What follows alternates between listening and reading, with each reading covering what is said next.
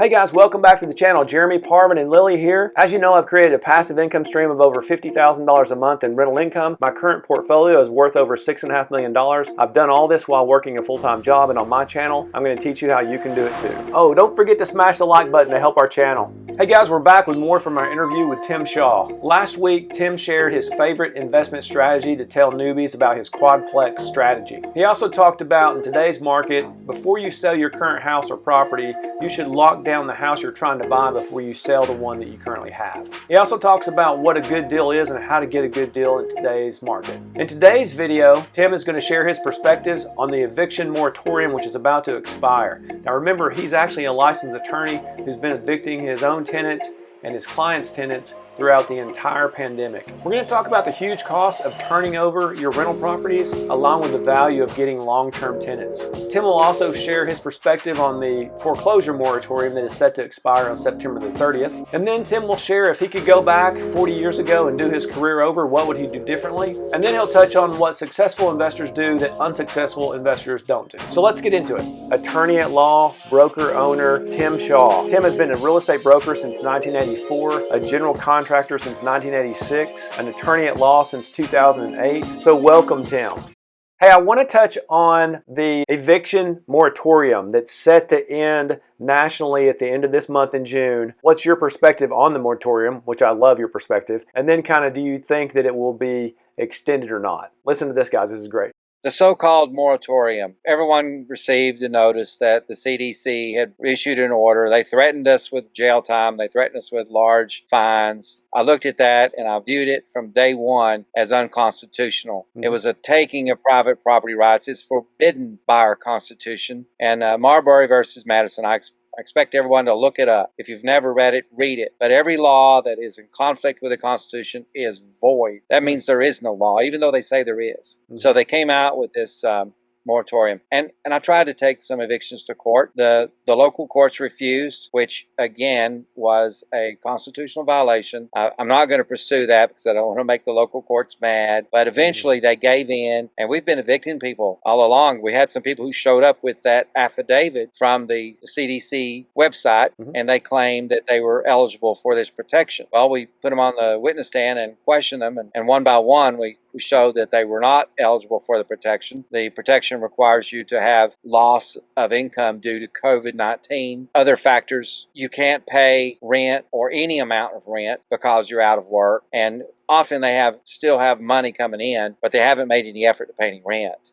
So they're not eligible for the protection, and we still get the evictions. I've got evictions going on right now. I've had a client contact me this week about doing eviction for them. I'm doing them. I want to say I haven't ever stopped. Other attorneys read that and bailed. They jumped out of the business and refused to do them, and I don't understand them. We have clients that's called us this week wanting to do some evictions. We're taking them. We're doing them. As far as I'm concerned, the CDC was unconstitutional from day one. The courts are allowing them. Very seldom will you find someone who actually qualified for the protection that the CDC offered in the beginning, in any case. But we've not run into that. We've not run into anybody who qualified for that protection. What do you think is going to happen at the end of this month when that is set to expire? Do you think it's going to be extended? Do you think that'll matter? Will other people start doing evictions like you, or will they think there's one, so no landlords and no attorneys try? What do you think will happen? Well, potentially all of what you just said. I think that probably you're going to find that the government, either the CDC or Congress, somebody's going to want to try to extend that moratorium. It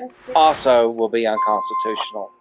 And some people will look at that and they will not act because there's a law or a suggested law that they've said they can't do it.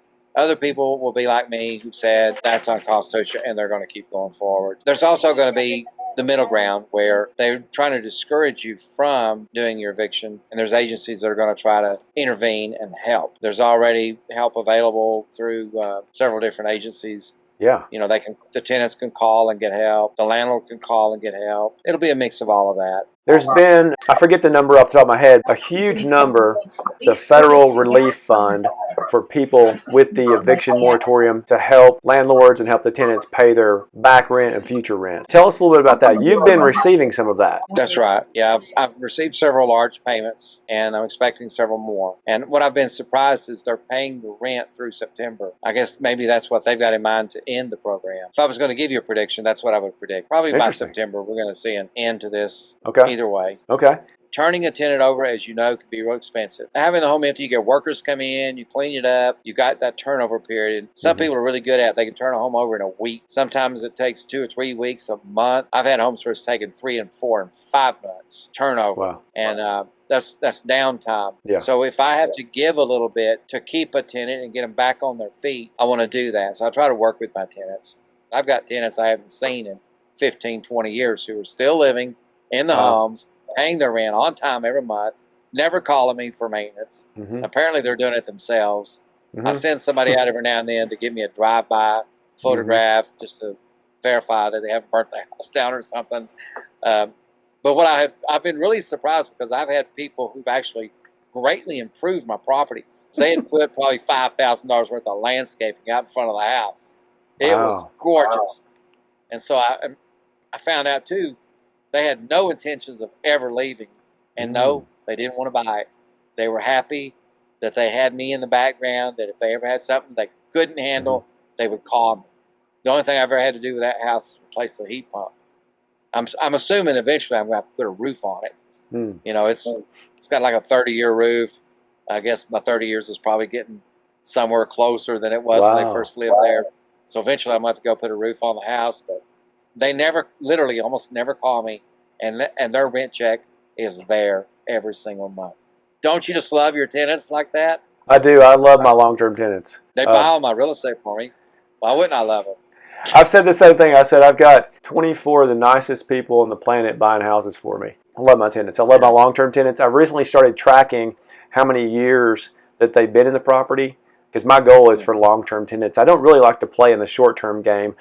We had tornadoes here, and our house got hit by the tornado a year back on Easter Sunday. I had a few, maybe 3 other rental properties hit, and since then, I've rented to some people from that storm and then another fire where people needed a house for 6 or 12 months kind of thing. And I just added a 25% premium I put on the bottom of my website. I don't normally do this, but if you want this, it's a 25% premium plus a $1,000 touch-up fee because I got to go in and clean and paint and mow the grass and all that stuff. Exactly. And the insurance will cover that. And so, you know, I feel like I'm helping families. They're very thankful. They don't mind that you're charging a premium. I have a policy where I have a minimum stay. And my policy is a 1-year minimum. When I'm dealing with the insurance companies, they've called me up and asked me, would I be willing to do a 3-month, 6-month, 9-month stay? And I said to them, well, here's my policy. I have a 1-year minimum stay. But what that means is you're responsible for 12 months of the rent. Now, you're going to pay that to me because I'm dealing with you in advance. And I'm going to collect that.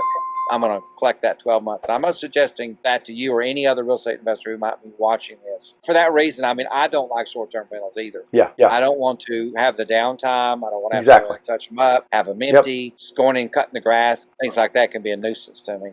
Well said. I want to communicate that to beginner investors. The turnover time or turning over a house, right? Tenants move out, new tenants move in. That is one of the most expensive things in my operations. You've got to go in, you know, massive cleaning and painting and get the landscape looking good again. Tell people if I don't have someone that stays a year, I'm making no money in that house for that year. Would you agree that's one of your most expensive operational costs, turnover? Absolutely. Speaking of moratoriums, the other thing I wanted to kind of get your opinion on, the foreclosure moratorium is set to expire on September 30th. Do you think that's going to be extended? Do you think we're going to have a huge spike in foreclosures or not? What's your take on that? I think that we're going to have a mixed bag on that too. You're going to have possibly an extension on the foreclosures. Eventually they're going to start allowing them. They're going to be help, not only available help for the tenant, but help for potentially the homeowner, those that have rental properties and things like that. You might remember back in 2008, 2009, they had refinancing going on, what they call the relief program. The name of that program escapes me, but if you could show that you were underwater, if your mortgage was more than your home was worth, then they would refinance your home at a lower interest rate. So I expect that more of that to come about. I got And they've you. already got those programs on the books from times in the past. So that will probably return Good stuff. for those who are facing foreclosure. Some people who won't act at all, some people react like that when you're going to get foreclosed on and they just won't do anything. Those people will get foreclosed on. But other people will be more reactive and they'll start looking for help and they'll get it, more than likely. What would you do differently if you could do it all over again? Well, as I mentioned to you, I didn't have anybody to give me advice when I got in the real estate business. If I could go back in time with what I know now, I guarantee you my first purchase would have been a quadruplex on a Fannie Mae loan. And I would have had my 10 Fannie Mae's, would have been those quadruplexes. I built a 6-unit apartment building in 1990 that I thought that property would triple in value. It took a little bit longer to triple in value, but it indeed has tripled. If he would have loaned me 1,000 of those, I would have taken all 1,000 of them. The sky was the limit as far as I could see. There's an extreme housing shortage, which is driving the prices up. And in the future, unless there's some major war or a real major pandemic that actually does reduce our population, there's going to be extreme housing shortage here in the United States. The builders cannot keep up with the demand. It's going to drive the rents up and make our services even more valuable. So I think what I'm hearing you say, Tim, is you would have bought more properties. You would have bought as many as you can. Absolutely. If I could have went and bought my 10 Fannie Mae's, I guarantee you I would have had a lot less trouble obtaining more financing with that back, with those 10 properties well positioned, probably 90% occupied or better, 95, 100% occupied. The cash flow that it would have produced. Imagine, even if I did start out at 17.5%, 18% interest, I would have immediately refinanced as the rates came down because it would have increased my cash flow. And the values kept going up, the rents kept going up. Your rents increase over time. You buy it at this, and so you're only cash flowing this a small amount. Like I used to cash flow $200 a property when I was first acquiring single-family homes, and today that's that grows with the increase in the rent rates. Your costs remain pretty flat, at least with your payments. Your insurance and taxes will go up, but a lot of that major cost will stay fixed with your interest rates.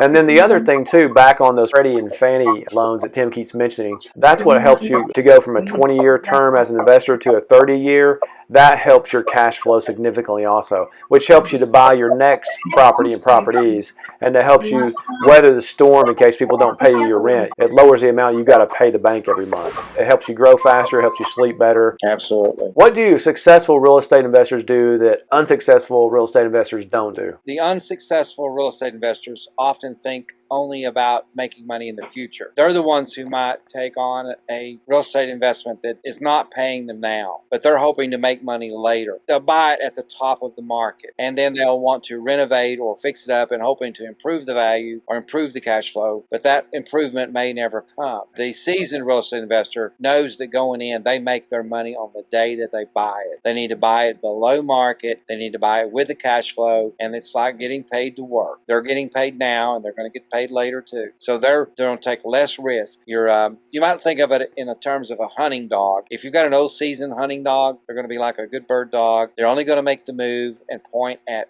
real prey. The young pup is going to bark at everything. They're so anxious to get started. They're going to go out and look at some property, and they're going to pay too much for it. They're going to buy something that needs a lot of work, and they're going to lose money. For the seasoned investor, it can be the most wonderful thing you can do because it's good for you, it's good for the community, and it's good for the people who actually occupy your properties. So get a good deal on the front end. Don't overpay on the front end. Don't speculate. Don't think it's going to go up. Make sure you buy it right on the front end. Make money on the front end. That's a very common, wise investment strategy. Yeah, you might remember earlier when I ran my finger up, as I was saying, you wanted to sell your home later. You want to buy first. When the market's going up, you're getting ready to buy, so you're going to go out and find something to buy, then going to sell your home. You might sell your home for more. But if you sell your home first, then you might find up you have to pay more to get the same property because the prices are increasing. But you never know when it's going to hit the top. And then all of a sudden, when it usually levels out for a little while, and then it begins to fall. It's just a cycle. And eventually, what goes up must come down.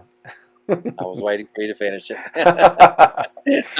One thing about the long-term cycle, you do have those waves where the prices go up and they level off and they come down and then it goes up again. But over time, the long-term curve is obviously way up. You can go back to the 70s when the houses were 17, 18, 19,000, and now those same houses are 200 grand. So I want to touch on that, and you said this somewhere, I think, in our call the other day. If you own other assets like stocks, for example, don't sell at the bottom. if the housing, and I don't feel like housing really crashes so much in sort of middle markets like where we live. If you're in Los Angeles or New York City, those can actually come down quite a bit. But if your house does come down, you simply don't sell. You make or lose money when you sell. And in the meantime, you've got a fixed rate. Your costs are pretty fixed. Your rents are probably going to stay about the same. They might go down a little bit, but probably not. Your tenants aren't going to move. You can cash flow. You just ride that wave out. And over time, real estate does kind of do a consistent 5% or better or something like that. Would you agree with that? Just don't sell. Absolutely. I would like to have all the property that I've ever sold back at the prices that I sold it for. I've told people that